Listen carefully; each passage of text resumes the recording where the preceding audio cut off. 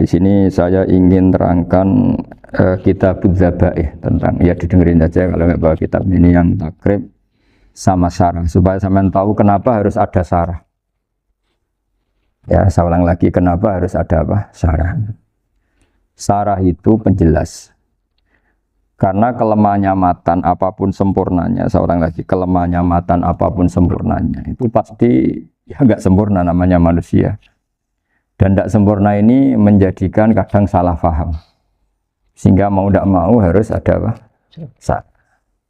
Jadi misalnya begini, di matan misalnya diterangkan zaman matan penyembelian itu harus pakai bismillah. Kalimat harus ini harus dengan arti taruhan sah tidak sah, apa harus sebagai etika, apa harus sebagai supaya kebiasaan baik ini bertahan. Saya ulang lagi ya, misalnya Pak Arifin dawuh teng jenengan cung nyembelih pitik du maca bismillah. Kalau kamu memotong hewan harus baca bismillah. Kata harus itu apa artinya syarat sah, sehingga kalau tidak baca tidak. Apa keharusan dalam makna etikanya harus baca bismillah. Jadi urusannya hanya apa? Etika atau afdoliyah. Atau kita tidak ingin kultur baca bismillah itu hilang, sehingga barang tidak wajib pun kita wajibkan supaya kultur baca bismillah itu tidak hilang. Nah, Imam Syafi'i itu milih yang tidak wajib. Itu hanya urusan etika. Sehingga zabihatul muslim meskipun nggak baca bismillah, baik secara sengaja maupun lupa tetap halal ya, tetap sah, tetap halal. Tapi beberapa ulama mengatakan baca bismillah itu wajib dan menjadi syarat sah.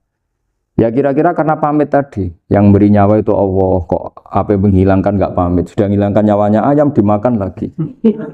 Oh itu selingkuhannya kan mesti marah itu. Selingkuhannya, pacarnya, anaknya, cucunya itu kan marah itu. Tapi kalau pamit yang punya kan enggak. Coba kalau ayam cantik yang pas kamu sembelih itu lanangannya kan mangkel itu. Kalau kebetulan sudah tua kan karep-karepmu kan gitu. Jadi apa? Itu yang tahu syarah. Saya ulang lagi yang tahu syarah. Karena ini sudah jelimet. Sudah jelimet. Sehingga enggak ada kitab matan yang induk kecuali disarahin. Dulu ada kitab namanya Takrib, karangannya Abi Suja. Terus disarai kecil sekali oleh Fathul Qorib. Ya, oleh Ibnul Qasim Al-Huzi itu. Terus disarai lagi oleh Bajuri. Jadinya Bajuri itu sudah sarhun ala sarhin warifin, sudah sarhun ala sarhin, bukan sarhun ala matnin tapi sarhun ala sarhin.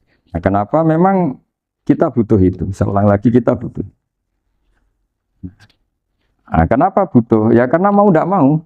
Saya ulang lagi mau tidak mau. Karena matan itu seperti itu. Misalnya matan cerita. Yang dikatakan menyembelih itu apa? Ya nyembelih itu ya nyembelih. Nyembelih itu memotong hewan. Terus motongnya dari mana? Kalau kamu motong hewan dari mana coba? Dari belakang atau dari depan? Dari mana? Depan misalnya. Pertanyaannya, ketika dari depan itu paling penting terpotong al-hulkum wal mari misalnya. Yang satu majrur to'am, yang satu majrur ruh, kayak gitu, majrur nafas. Tapi andekan dari belakang gimana? Tapi tetap terpotong. Mulai ribet kan? Kalau kubu sebelah kan enak, pokoknya nggak sunah rasul seperti itu, nggak mau debat. Tapi kita tidak, cara berpikir tidak gitu. Ini kan status hukumnya halal apa haram ketika ada orang motong hewan dari belakang. Kita berdebat kan? Kita berdebat itu mau dibilang haram, nyatanya memenuhi syarat apa tadi? Pemotongan. Hukumnya kena, amariknya kena. Mau dibilang halal, jangan-jangan pitiknya sudah pingsan, sudah mati karena dogrok-dogrok dari belakang. Nah itu terus ulama debat. Nah, kan mungkin juga. Ya kan? Pitiknya sudah setengah kena corona, pingsan terus ya kan? Sudah pingsan terus digorok. Nah seperti ini mau tidak mau kita harus detail. Detail artinya yang dikatakan menyembelih itu apa? Ya nanti tak bacakan takbir di Bajuriyah sekaligus ijazah untuk jenengan semua. Saya tadi alhamdulillah ketemu Pak Arifin lama, hentikan panjang lebar tentang pentingnya ilmu. Yang dikatakan nyembelih adalah mematikan hewan yang hidup dengan kaifiyah syariah. Seorang lagi, mematikan hewan yang hidup dengan kaifiyah syariah. Nah, kalimat hidup ini mulai masalah. Hidup yang apa? Misalnya ada hewan, saya sering ada ayam jago ketandang mobil, ketabrak mobil, kejet-kejet. Enggak kamu sembelih pun 1 menit lagi pasti meninggal. Ini kan hanya koordinasi prosedur saja. Karena prosedur ayam mati harus kejet-kejet, enggak boleh enggak langsung peletes mati, enggak boleh. Nah, pertanyaannya ketika kejet-kejet ini kamu sembelih, itu halal apa enggak? Wong andai kan enggak disembelih juga sudah mati. Artinya enggak penyembelihan ini kan enggak memberi kontribusi pematian, tapi enggak ngefek. Makanya terus ada perdebatan. Ada hayatun mustaqirrah, ada hayatun ittiroriyah, ada harokatu masbuh. Itu kalau enggak sarah enggak bisa. Lalu pertanyaan nakalnya begini. Saya itu betul pernah ngalami itu. Ayam jago itu kan mahal, apalagi kalau Bangkok kan. Saya pas jalan-jalan sama anak saya, sama jalan-jalan mau ke pasar itu di pertolongan tuwer mak. Kusik halal tau lah, kadang tanya orang awam, halal kata saya gitu. Padahal andai kan tidak disembelih ya pasti mati. Suatu saat ada yang mengkonfirmasi lagi. Saya bilang kalau kiai ya tidak pantas makan ayam gitu, tapi kalau kamu tidak kiai ya pantas saja. Daripada tak halal lo gerbeng eman kan ribet. Nah sebetulnya itu dalam mazhab Syafi'i itu tidak halal karena dia sudah tidak punya hayatun mustaqirrah. Karena tadi setengah menit lagi atau 1 menit lagi pasti mati. Kan dia belum mati karena koordinasi Israel saja, tetap yang ngambil itu. Tetap kan nggak segampang itu kan, tetap prosedur apa? SOP-nya harus ada. Nggak boleh mati selonang-selonang itu, nggak boleh. Tetap ada SOP kata Pak Arifin ada SOP. Beliau kalau sama saya bisa guyon kalau. Nah, tapi misalnya nanti pertanyaan, tapi dalam mazhab Maliki itu diabaikan. Hayat mustaqirrah, hayat ittiroriyah, hayat itu diabaikan. Cara berpikir Imam Malik lebih matematis. Kalau nggak disembelih itu matinya berapa menit? 1 menit lagi. Gara-gara disembelih dia mati sekarang. Berarti eksekutornya ya peso itu. Ya berarti peso itu memenuhi kriteria mematikan sesuatu yang masih hidup, hewan yang hidup dengan cara syar'i. Jadi andai kan ada rapat malaikat, matinya karena apa? Karena peso apa karena kecelakaan? Karena besok. Ya kan? Karena kalau nggak tanpa besok nunggu 1 menit. Gara-gara disembelih langsung terjadi sekarang. Nah karena hukum halal ini yang menarik dan menguntungkan. Di bab ini orang jadi Malikiyah semua. Oh, maksud saya. Jadi kita ini sebetulnya Syafi'i pecundang gitu. Syafi'i partai politik. Jadi kalau sedang tidak menguntungkan ya kata siapa kita Syafi'i banget? Enggak juga itu. Ya, jadi karena tadi ya kalau pada level apa? Pada level perdebatan ulama itu ada tadi ya. Ada seperti itu, ada hayatun mustaqirrah, ada hayatun ittiroriyah, ada harokatul masbuh. Nah, jadi tak baca ya supaya dapat barokahnya ulama ya. Jadi tak baca ini di halaman, terus kitab ini saya tinggal sebagai amal saya, keluarga saya, sebagai penghormatan saya sama Habib Ali, Habib Quraisy, Habib Hussein semuanya, Pak Arifin dan Bismillahirrahmanirrahim. Wa'lam, ini halaman 562. Ikutnya bab kita buah kami Sayyidi wa Dzabai. Ya jadi nanti yang mungkin kalau beda halaman cari di babnya apa? Kalau beda halaman cari di babnya. Karena kadang beda halaman warifnya. Kalau cetakan sekarang enggak.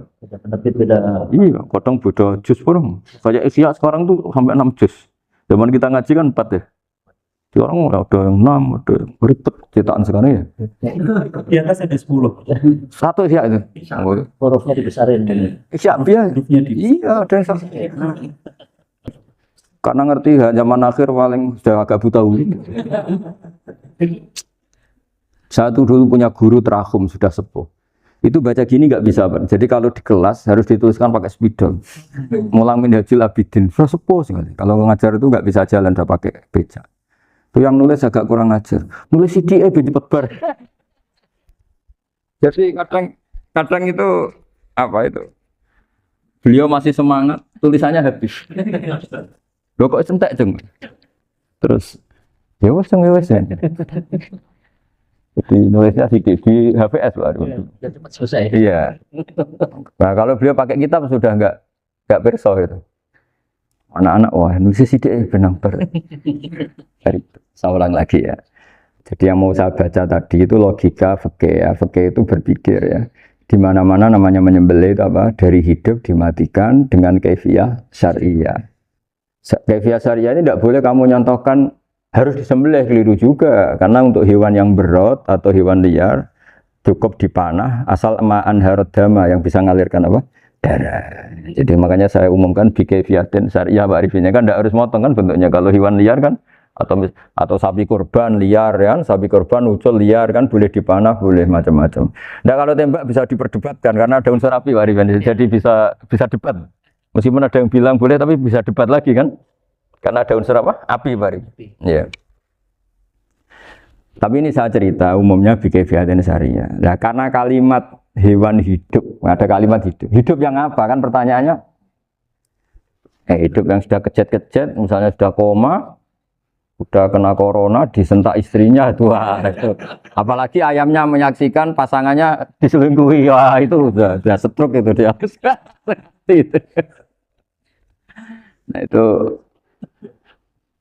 makanya kalau orang suka macam-macam itu kayak ayam makanya itu. Saya baca ya. Bismillahirrahmanirrahim. Wa'lam annahu yujadu fi ibaratihim hayatun mustaqirrah, hayatun mustamirrah, harakatu mazbuh. Wa yuqalu aisyu mazbuhin. Wal farqu bainaha annal hayata al mustaqirrah yakunu ma'aha ibsarun bi ikhtiyarin wa nutqun yu bi ikhtiyarin wa harakatun ikhtiyariyah. Wal hayat al mustamirrah ya allati tastamiru ila khurujir ruh minal jasad. Wa harakatul mazbuh ya allati la yabqa ma'aha ibsarun bi ikhtiyarin wala nutqun bi ikhtiyarin wala harakatu ikhtiyariyah. Bal yakun maha ibsar wa nutqun wa harakatun ittirariyah ini. Wa ba'duhum farraqa bainahuma. Sampai saat terusin. Jadi ini perbedaan-perbedaan pandangan ulama. Nah, Imam Malik itu mengabaikan semua istilah itu. Sing penting pas mbok sembelih iku kecelok urip, cara wong Jawa iku kecelok urip. Cek hayat mustaqirrah, cek ittirariyah, cek harakatu mazbuh, pokoknya kecelok urip. Ane kecelok urip bisa dibilang masih hidup. Karena kalau bisa dibilang masih hidup, tetap nanti rapat malaikat kira-kira gitu. Ini matinya karena apa? Karena kecelakaan. Oh, kalau kecelakaan 1 menit lagi matinya dong. Tapi kan matinya sekarang ya karena disembelih. Nah tadi saya bilang sebenarnya mazhab Syafi'i itu tidak seperti itu. Karena Imam Malik menghalalkan, biasanya penggemarnya lebih banyak. Di bab bungsu halal itu kan penggemarnya masih lebih banyak. Tapi ya sudahlah, itu masih ahli sunnah karena salah satu dari mazhab. Tapi logikanya juga masuk. Jadi kita bukan sekedar taklid ke Imam Malik, tapi kalau kita ikhtiyat ikut Imam Syafi'i ya monggo, karena mungkin secara medis karena mengalami seperti itu mungkin tingkat kesehatannya apanya sudah ya sudah lah, yang penting makanya terus orang Jawa pinter, nak PTE jago ya halal, nak cilik enggak lah. Itu kan ibarat perdebatan antara kepiting sama yuyu. Yang menghalalkan kepiting itu mengharamkan yuyu. Tahu yuyu yang kecil di sawah ya. Tak tanya, kenapa yuyu halal? Karena amfibi Gus, bisa hidup di dua alam. Memangnya kepiting enggak? Oh beda. Ternyata beda maksudnya. Eman Gus kalau haram. Eman kan kalau yuyu haram kan enggak ngefek kan kecil. Ini mufti kok. Oh udah kadang makan selama ini. Iya selama ini udah kadang makan itu. Makanya banyak kiai yang mengharamkan kepiting sebetulnya, tapi minoritas kan. Minoritas. Tapi yang mengharamkan yuyu mayoritas, wong kecil aja. Jadi kita ribet ikut siapa gitu. Kata siapa ahli fikih gak mikir untung rugi. Makanya saya ini bingung, jadi saya ini kan kiai ya, kiai betul. Susah kadang jadi kiai. Bagian guru saya itu mengharamkan kepiting. Nah kalau kayak dolan di daerah Juwana Mas Nafis daerah itu. Penghormatan tertinggi santri itu kalau nyugoi kiainya kepiting karena itu makanan termahal. Bingung kan dia? Mau tidak makan itu kayaknya dipersiapkan betul Pak Rifin. Ada effort. Ya. Warna nyari yang mahal kan. Mau makan itu sebagian guru kita mengharamkan. Akhirnya ya darurat tadi. Makan sekadarnya. Kalau saya habis 3 pasti israf. Kalau habis 1 prosedur hormat yang ibu. Itu susahnya jadi kiai. Kalau kamu kan tidak kiai, mumpung gratis. Enaknya nggak jadi kiai kan itu Mas. Pertimbangannya mumpung gratis. Sudah gitu masih mun dibutuh mawon, makin dibutuh mawon. Oh digawa tenan. Tapi sebetulnya ada sisi naif dari yang bilang halal tadi. Ketika yang bilang halal, naif itu versinya, tapi ya nggak apa-apa, semoga dimaafkan Allah. Naifnya tadi, tapi saya tidak tapi itu masalah khilafiyah ya. Semoga yang mengatakan halal juga benar, karena punya perhitungan iman tadi. Tapi yang bilang halal itu tak tanya, Yuyu itu halal apa haram? Lucunya jawab haram semua. Yuyu bahasa Indonesia nggak ada kayaknya. Tidak tahu juga saya apa. Yang penting paham tapi Yuyu, yang kecil itu. Itu kalau diharamkan nggak ada. Tapi kalau kepiting, ini pakai model apa? Coba apa? Kalau alasannya amfibi, Yuyu sama kepiting sama kan? Kalau alasannya amfibi, hidup di 2 alam. Sama-sama. Kenapa kepiting jadi halal? Lebih bernilai. Ini juga mufti. Model baru. Yang menghalalkan. Iya makanya itu. Jadi kayak tadi ayam jago tadi orangnya tak tanya akhirnya. Andekan yang kecelakaan itu ayam kecil. Kamu tanya saya enggak? Ya enggak, aku langsung tak buang. Kan langsung dibuang. Berhubung ayam besar.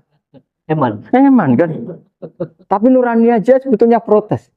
Nyembelih wis klekek. Kadang kan wis apa kejet-kejet itu sudah. Sudah tunggu SOP jangan lupa.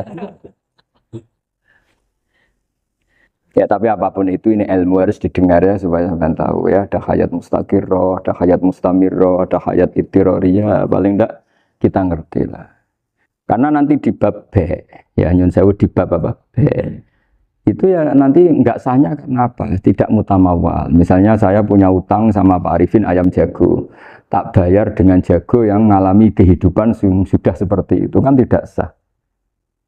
Meskipun itu hidup tapi sudah tidak hayat yang mustamir, tidak normal. Jadi ilmu itu apapun tidak cocok kita karena beda mazhab misalnya, tetap sebagai apa? Ilmu. Jadi jangan pernah anti ilmu meskipun kita tidak cocok. Dulu saya itu heran sama Abu Hanifah karena membolehkan merujuk wakaf. Wakaf itu kan nggak boleh ditarik kembali dalam mazhab Syafi'i dan hampir semua ulama bilang gitu. Tapi kalau kata Abu Hanifah, jika nazir yang nerima itu tidak sesuai rencana kita, keinginan kita itu boleh narik kembali. Fa innal waqfa atiyatun mahdhah, kata beliau, wakaf itu ya pemberian normal saja. Suatu saat ada peristiwa gini Pak Arifin, ya ada orang kaya raya mewakafkan tanah. Itu senilai kalau nggak salah itu 60 miliar. Singkat cerita, beliau bermain apa gitu, bisnis apa itu bangkrut. Kemudian itu belum disertifikatkan wakaf. Kemudian nggak ada yang disawang coro Jawa, nggak ada yang dilihat, terus mau dibeli sama nyuwun sewu sampai yang mau beli yang mampu itu non muslim. Singkat cerita ada orang kaya muslim yang mau beli itu tapi ada problem karena itu wakaf. Jadi kalau nggak dibeli itu malah dibeli non muslim. Tanya saya, akhirnya saya jawab nggak apa-apa dibeli saja. Ngikuti mazhab Abu Hanifah. Karena kalau mazhab Syafi'i itu nggak sah semua pembeliannya. Tapi apa artinya mazhab kalau kita berpikir nggak sah, tapi yang jual melakukan? Nah itu yang nggak dipikirkan oleh orang-orang fikih yang di Menara Gading. Apa gunanya kita bilang nggak sah, tapi yang punya tanah tadi tetap menjual. Karena tidak mengindahkan hukum itu, mau apa? Makanya saya bilang, bagi tentang Gus itu nggak ada kaulnya dalam mazhab Syafi'i. Saya bilang, kamu mengharamkan itu tidak ada gunanya, karena itu tetap dilakukan. Jadi kita pertimbangannya tidak itu, daripada dikuasai situ, mendingan kita. Betul. Nah itu sisi-sisi fikih, makanya ini kita ngaji fikih, tidak segampang itu memberi fatwa, karena pertimbangannya banyak. Tidak hitam putih. Tidak hitam putih, gitu maksud saya ini cerita. Jadi nanti kamu ngerti. Jadi mau apa coba? Itu kan ibarat gini. Hukumnya kita ngajar perempuan itu masalah sebetulnya secara karena itu ajnabiyah. Tapi fikih mentoleransi li ajli ta'lim karena untuk belajar enggak apa. Kalau sudah jadi fakta itu ribet. Dia maunya belajar sama kamu dan sekali yang lain yang potensi menyesatkan. Jadi fikihnya bukan masalah nazar lagi, sudah penyelamatan. Ribet kan kalau sudah begitu. Saya punya kenangan yang menurut saya itu harus jadi trauma. Siapapun harus jadi trauma. Ini cerita sedikit. Ini masih ngaji fikih, pertimbangan. Ada orang itu sangat khusyuk, Pak Rifan. Sangat khusyuknya di rumahnya Pak Wafa itu nggak ada TV, nggak ada motor, nggak ada apa saja. Ketika anaknya berkembang agak dewasa, itu pertama naik motor, itu ya utang jasa sama kawan-kawannya. Pertama dia ngelihat nikmati TV ya dari kawan-kawannya. Corong Jawa, mbek tanggane lah. Padahal orang tuanya ini protektif justru karena banyak tanggane sing nggak pati Islami lah. Ya mereka orang Islam tapi ya nggak sholat, nggak. Singkat cerita orang tuanya ini datang ke rumah sana nangis, Mari. Nangis Gus, sekarang saya ikrar bahwa mazhab Abah jenengan Kiai Nur Salim, bapak saya itu mazhab jenengan itu lebih hebat timbang mazhab kula. Nangis deh. Dulu saya itu agak menyalahkan Kiai Nur Salim jenengan karena longgar di rumah ada TV, ada motor. Terus dia cerita. Nah karena anaknya ini pertama bisa naik motor, untuk anak ABG ini kan jasa yang luar biasa. Karena dia butuh sekali bisa naik motor, dipinjemin. Akhirnya walhasil anaknya ini yang saya merantau ke Jakarta kemana? Hanya lam yusolli wa lam yasum. Padahal anaknya ya kiai kampung. Terus tak ceritain. Akhirnya dia tanya, kenapa sih Gus jenengan sama Abah kok longgar gitu samaan? Tak ceritani gini Pak Arifin, menurut ilmu al-insan abdul ihsan, manusia itu budaknya kebaikan. Karena utang jasanya sama anak ini, ya dia akan ainut anak ini. Sementara kenangannya mbek jenengan mbok amui. Tidak boleh. Dia baru ngakui ya Gus saya itu nyun sewu hanya khusyuk tapi kurang ilmu. Tadi dia hanya berdasar khusyuk. Bocah kok main delok TV kan pikirannya hanya gitu. Ini cerita ilmu, saya bukan menjustifikasi manapun, ini kan cerita ilmu Pak Arifin ya. Jadi semuanya itu ada hitung-hitungannya. Coba kalau kita terlalu stakeng be anak pertama naik motor, jasanya orang nggak sholat ya. Pertama roh TV, jasanya orang nggak sholat. Coba terikatnya anak ini sama kita apa sama orang itu? Sama orang itu. Bayangkan kalau umur ABG. Kalau umur sak Arifin Pak Wafa ini nafsu astagfirullah kan. Baik gue cok tuwa nome ya ora. Gaya tok. Bareng tua ada khusus gaya tok. Mestinya namanya bodoh. Ya saya sama semuanya. Cuma saya akan lebih jujur dari biasa. Jadi orang itu harus ngitung gitu. Itu kenapa Mbah Mun tuh kiai alim alama. Setahu saya dalamnya ada TV. Putra-putra ini lihat TV. Meskipun kita tidak mungkiri negatifnya TV, kita nggak mungkiri Pak Arifin ya. Tapi tadi ketika anak-anak ABG itu pertama lihat TV jasanya tonggoni. Kalau kebetulan tanggane wong soleh nggak masalah ya. Kalau enggak, butuh nangis ke rumah saya itu ya. Nyesel deh. Tapi saya bilang gini, ini jenengan tiang soleh, mesti anak jenengan suatu saat kembali. Coba pola jenengan harus rubah. Ini hebatnya Nabi. Ketika Sayyidah Aisyah masih kecil, minta diperlihatkan li'bul habasyah. Itu ya diturutin kan masyhur itu. Kayak apa nanti? Karena kalau nggak diturutin, pasti Sayyidah Aisyah akan ngidolakan mainan yang lain yang di luaran sana malah. Karena Nabi punya kearifan tadi. Jadi ini kan ilmu, lagi-lagi ilmu. Jadi yang semua itu harus dibaca dengan ilmu. Makanya kata Nabi, ad-dunya mal'unatun mal'unun fiha illa dzikrawah wa ma'alalahu aw aliman aw muta'aliman. Karena dunia ini hanya bisa dibaca dengan ilmu. Yang diridai Allah maksud saya hanya bisa. Saya itu banyak kenal menteri, kenal pejabat. Tapi saya tidak pernah melihat itu sebagai pejabat. Melihatnya itu orang yang ingin belajar agama. Karena sekali salah melihat, yang hidup itu tamaknya Pak Arif. Yang hidup kan tamaknya.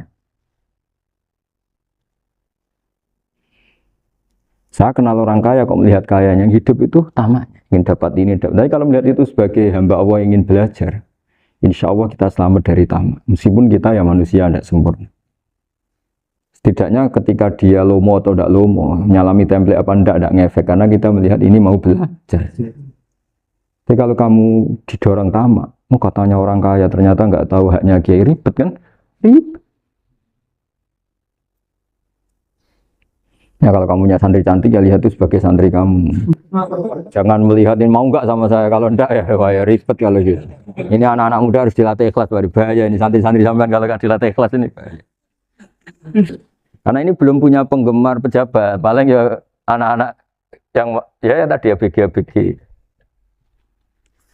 Jadi lah Sarah kembali lagi Sarah itu membicarakan itu detail. Jadi ya makanya kenapa orang mati yang lahir langsung meninggal itu nggak wajib disolati. Alasannya di fikih ya lucu karena dikatakan sholat mayit di mana-mana mayit itu sabakohu hayatun. Di mana-mana namanya mati itu terdahului oleh hidup. Nah ini nggak pernah hidup langsung mati. Jadi fikih itu ya kadang lucu ya gitu aja alasannya. Kamu nyolati apa? Mayit. Kenapa kok mayit? Ya mayit itu namanya mayit. Orang mati. Orang mati. Orang mati artinya pernah Hidup. hidup. Ya itu Sarah. Jadi ketika matan hanya cerita wasiktu alladzi lam yastahila, enggak pernah nangis, kayak lam yusalla alaih. Sarah bilang, mergo ora tahu urip. Kalau enggak pernah hidup berarti enggak bisa dikatakan mati. Iya. Kayak sampean miskin itu kan enggak bisa dikatakan bangkrut. Ya. Ya miskin aja gitu loh. Kan gitu ya. Karena nggak pernah kaya. Enggak pernah kaya. Kayak Mas Nafis nggak bisa dikatakan, oh itu Qurannya lupa gimana? Nggak pernah hafal. Jadi yang dikatakan lupa itu pernah hafal. Nggak lupa nggak apa, Gus Qurannya lupa, kayak nggak pernah hafal kok bilang apa? Lupa gitu. Nggak boleh Pak Wafa bilang, saya ini bangkrut apa? Nggak pernah kaya kok. Jadi semua itu ada aturannya itu. Nah itu Sarah, lagi-lagi. Jadi kan banyak yang syarhun ala syarhin. Jadi kayak kitab takrib itu disarai Fathul Qorib. Jadi Fathul Qorib itu sudah Sarah. Disarai lagi Bajuri. Itu termasuk cerita itu ya. Cerita-cerita. Kalau baca Bismillahirrahmanirrahim. Ya, wa yakunu qad umma dzukira daf'atan wahidatan la fi daf'ataini. Islam tujad al hayat al mustaqira inda daf'atis saniyah. Amma idza wujidat al hayat al mustaqira inda daf'as saniyah fayakhillu al masbuhu aidan. Fasartu wujudul hayat al mustaqira fi ibtida'il wati akhir marrah. Wa makharu dzalika inda tulil fasli wa illa fala rafa'a sikina wa ada fawran aw alqaha liqaniya kalatan wa akhadha ghairaha fawran aw saqatat minhu wa akhadha ghairu halan aw qallaba wa qata'a biyama bagi hal al masbuh. Jadi ini masalah Sarah. Sarah itu sudah detail. Misalnya gini, kamu motong ayam. Motong ayam harus sekaligus shred jadi. Jangan sampai nyuwun sewu 2 kali. Jangan-jangan misalnya gini, ayam tak potong pas ke kiri separuh. Ya, ke kiri separuh apa hulkumnya. Pak Arifin datang, Assalamualaikum Gus Pak, waalaikumsalam, terus santai jagungan dulu. Jagungan sampai besoknya itu enggak meneruskan. Bareng-bareng malah salam, ingat lagi loh, ayam saya ini. Ketika saya meneruskan ini, potensi ayam ini sudah mati atau sudah hidup yang, ini masih mazhab Syafi'i loh ya. Atau sudah hidup yang sudah tidak normal. Artinya apa? Penyembelian kedua yang mengeksekusi tadi sebenarnya mengeksekusi barang mati. Yang penyembelian pertama tidak bisa dikatakan penyembelian karena tidak sampai mati. Penyembelian kedua berstatus setengah mati. Nah, kalau seperti itu maka haram. Kecuali itu dilakukan secara fauron. Fauron dicontohkan nyembelih ternyata pesunya kedul terus ngambil yang lain. Tapi fauron langsung atau terjatuh ngambil langsung. Ya itu boleh karena ditoleransi. Tapi kalau kalam ajnabi kata tadi omongan Pak Arifin. Seperti Pak Arifin sih, alhamdulillah sih. Jaminan mau rawuh. Cari ayamnya asem mana? Ini harus sebar. Ini orang ngapur. Jadi, lah itu Sarah. Bicara sampai detail itu Sarah. Jadi ada sekian kemungkinan. Jadi ya, jadi termasuk yang diandaikan apa? Nah, hayat mustaqirah itu batasnya yakunu maha ibsorun bi ikhtiarin wa nutkun bi ikhtiarin wa harakatun ikhtiyariyah. Hayat mustaqirah itu kalau dia betok-betok itu ya karena karepnya. Maksudnya gini, gamane cara roh pitik wedok engkek yo cek karepe dhewe. Cara dia melihat peso itu karepe ya masih lari. Jadi misalnya ada ayam. Ayam kita sembelih baru luka sedikit. Belum sampai andaikan dibiarin ya mungkin suatu saat sembuh, luka. Terus melihat kamu lari ketakutan karena kamu dianggap gladiator, killer lah. Lah itu berarti punya hayat mustaqirah. Tapi sudah kalau kamu sembelih karek ngeriwit, roh kowe wis ra wedi. Ya kan? Mau demo ya sudah enggak berkutik, ya dia berarti tidak punya hayat mustaqirah gitu. Ya batasannya itu Joro. Nah, Dalam mazhab Syafi'i, syarat sahnya penyembelihan harus hewan itu punya hayat mustaqirah. Nah ini sarah ya, jadi sarah itu lebih jelimet. Nah makanya kenapa tidak boleh nyembelih pakai yang tumpul Mas Nafis? Takutnya ayamnya itu ngalami dohtoh, dohtoh kok ditekek. Misalnya sama nyembelih pakai peso tumpul, ini kini ketekek, kabeh takut. Kan dia misalnya ayamnya jantungan, roh peso wis, gitu ketekek. Nah itu mati dulu pasti itu. Siksa. Jadi pas diongok-ongok dia sudah mati. Jadi nanti kalau di akhirat, sebenarnya saya sudah mati loh, ngawur. Wah apalagi nganggo keris naga sosro, wah itu sudah gereng sakti kan diginikan sudah mati kan. Makanya bahaya nyembelih pakai keris-keris sakti karena sebelum terpotong sudah mati. Saking saktinya apa? Keris itu misalnya gitu. Baru nempel. Makanya nanti suatu saat ada pertanyaan ini, boleh enggak nyembelih ayam orang yang rainya itu sangat? Wah itu haram. Oh itu mesti mati dulu. Kumisen tonan apa? Ya bodoh. Ini agak algojo. Ayamnya jenis apa? Stroke ya? Jenis penakut. Pas mau disembelih, tidak mati. Jadi hati-hati ya nyembelih ayam. Jadi kalau orang kampung Pak Arifin ya, orang kampung mudin kampung. Mungkin kalau orang kota sudah nyuwun sewu nggak peduli. Kalau orang kampung itu apa itu Pak Arifin? Kalau nyembelih jago itu sampai apa itu? Ilatnya dikeluarin dulu. Oh iya iya. Apa ya? Iya karena takutnya katanya beberapa yang kaget itu kelek apa? Ketelan. Iya ketelan ya. Ya. Itu ya ada kearifan gitu tapi ya terlalu ya menyiksa ayam. Tapi memang potensi katanya Pak Arifin. Katanya yang ahli-ahli itu ya. Jadi kalau dia jago ya mau disembelih, saking takutnya itu. Kalau orang Jawa kalau takut kan yang ngelek itu ya. Orang Jawa loh ya. Itu kalau orang takut kan kadang apa kayak. Nah ayam itu nak ketakut. Kadang ininya terus apa? Lidahnya masuk. Akhirnya pas disembelih ini nggak kena. Nah, makanya terus banyak mudin yang punya ikhtiar tadi. Pernah lihat Pak yang ayam jago itu ilatnya di ya itu ya tidak wajib cuma tidak bisa kita salahkan. Tapi kata penyembelih yang lain tak tanya eksekutor yang lain, rodok dipenek Gus. Iku wis ra iso. Saya belum pernah nyembelih ayam karena ini kan selain nggak profesi saya juga nggak mentolonan saya. Tapi ini beberapa kefiah yang penting kita tahu ilmunya. Yang paling pokok itu qatul khulqum wal mari. Ya kira-kira dalan sing digo nafas sama digo makanan tadi. Ya tapi itu tadi caranya semua itu harus tadi mengalami atau masih punya hayatun mustaqir. Nah, takutnya dalam konteks nyembelih yang apa tadi? Saya bilang separuh tadi. Separuh. Itu jamnya normal enggak? Itu sudah jam 11 ini. 10. Oh, jam mati almarhum itu. Itu enggak halal disembelih itu sudah. Sudah maitah ya. 13:10 14 sekarang. Iya ya. Ya makanya saya bingung lihat jam. Ya jadi itu Pak Wafa ya pentingnya sarah itu seperti itu. Matan itu kan asal nyembelih saja. Tapi di sarah diterangkan jangan hanya nyembelih, yang disembelih harus ada hayatun mustaqirah karena dikatakan penyembelihan adalah menghilangkan nyawa. Nah, kalau nyawanya saja sudah hilang bukan nyembelih gitu. Nah, potensi itu ada ketika jago kamu sembelih pakai yang tumpul. Ini ada dohtoh. Loh hewan itu juga kayak manusia loh karena punya hati. Ketika takut saja mati.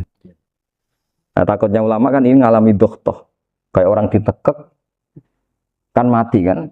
Ditekek kaget. Contoh gampang gini. Orang ditekek perempuan kemungkinan mati itu kecil. Karena murni hanya ngalami pernafasan. Tapi nak ditekek wong gagah tatonan kan terus dua reaksi tubuh. Takut sama gak bisa bernafas. Itu kan lebih cepat apa? Mati. Kira-kira kan gitu. Lah ini sudah takut dongok-dongok itu kan nyiksa. Saya sering ketemu orang yang ahli nyari ular, nyari apa. Itu ya gitu. Filosofinya sama seperti orang perang. Harus bikin takut. Iku kewan Gus nak disuwun iku telelekan jare telelekan iku apa Pak Anda bicara bahasa Batawi itu. Orang kaget terus terpaku itu. Teorinya Khalid bin Walid kan gitu. Kalau perang supaya musuh takut. Kamu tahu saya, kami siapa? Gertak gitu ya. Ayat ji'na biqaumin yuhibbunal mauta kama tuhibbunal hayat. Kita ini bawa pasukan yang mereka mencintai mati kayak kalian mencintai hidup. Pasukan kami ini wadarwis, berani modar ya wis gitu, kira-kira gitu kalau bahasa Jawa itu. Tak mati. Berani mati. Berani mati. Akhirnya musuhnya kan nah, di antara syaratnya perang kan gitu, harus bikin musuh itu takut, gemeter. Nah istilah lelekan itu gampang gitu loh. Lelekan itu pokoknya tadi loh Pak Arifin, kepaku tadi. Nah agak berkutik. Paham ya? Nah jangan-jangan ayam yang kita sembelih mau wis wedi diongo-ongo mati duluan gitu. Nah, makanya terus kata musannaf kalau bisa itu wa yakunu madzukira bidafatin wahidah. Itu usahakan sekali jadi. Tapi itu bukan berarti syarat sahnya harus sekali jadi. Kira-kira karena tadi gak kebayang kan kalau baru separuh tak Assalamualaikum Gus Pak, waalaikumsalam Pak Arifin, sebuti kabarnya. Baru itu terus ingat, diteruskan lagi. Kemungkinan ini sudah mati apa? Nah, makanya ya tapi lagi-lagi ini saya baca Bismillahirrahmanirrahim wa yakunu qad umadzukira daf'atan wahidatan la fi daf'ataini fa innahu yahrumul masbuh hina idin. Kalau 2 kali, tapi 2 kali maksudnya yang 1 kali ini mengakibatkan kematian. Dikatakan penyembelian belum sempurna, dikatakan hidup toh nanti pasti mati, berarti tidak mengalami hayatun mustaqir.